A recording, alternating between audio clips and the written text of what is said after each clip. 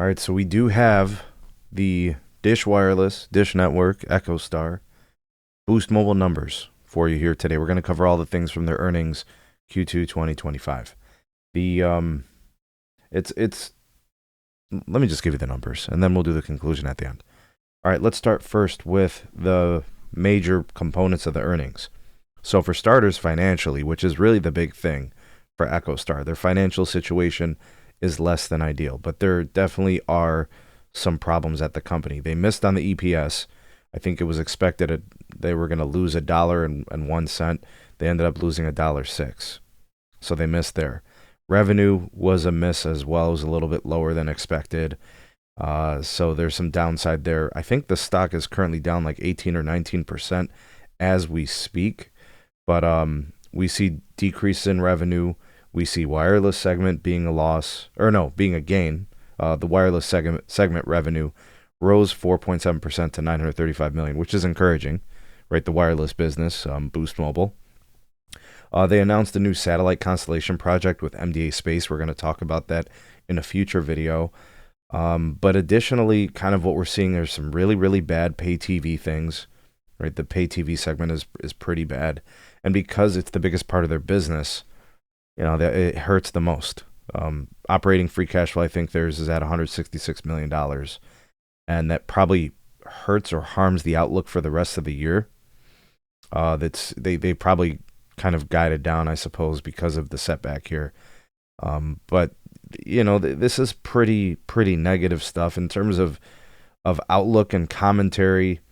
They're going to be dealing with the FCC over that spectrum license review the rest of the year. That's going to be a problem. Pay TV continues to be an issue, especially when you see how much it's kind of fallen back in revenues and the customer losses.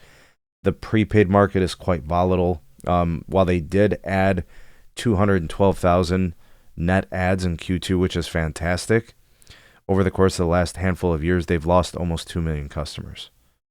So it's kind of one of those things like we're very happy to see them gaining customers, which means they know how to add customers. They finally stopped the bleeding. Now you've got consecutive quarters with wins. And I think they saw like a 4.1% improvement in ARPU when it comes to plans. And that's kind of important. Like if you're improving on a per customer basis, like that's pretty phenomenal. They added more cities to places where their network was voted best in 5G reliability and coverage, including Cleveland, Cincinnati, Columbus as some Ohio locations, but also Raleigh, North Carolina, Houston mentioned, as well as Detroit, Dallas, Fort Worth, looking at the press release. And this is some of, major markets where, Dish has done a pretty nice job of building out the 5G network. But, this is going to continue to be an ongoing problem for Dish. It's going to be the funding part. It's going to be the free cash flow part. Obviously it's an uphill battle against the FCC. Brendan Carr wants to strip away some spectrum. That's the most valuable part of the business.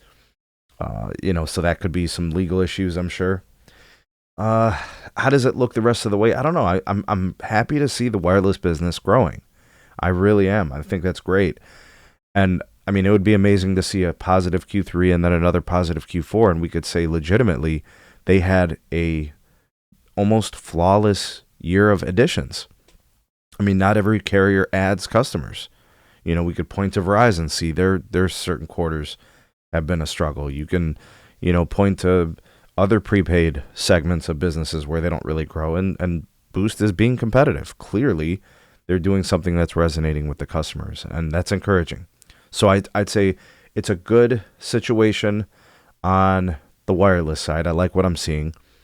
Bad situation in pay TV. I'm sure in terms of earnings and the costs and expenses, it's very difficult to grow, and it's probably driving down the margins. I think they're finding it very difficult to make money. That's what this boils down to. Anyways, let me know what you guys think about the results, your take on this situation with EchoStar, Boost Mobile. Drop me some comments, like, share, subscribe, check out some more of our videos. We'll see you guys soon on the next one.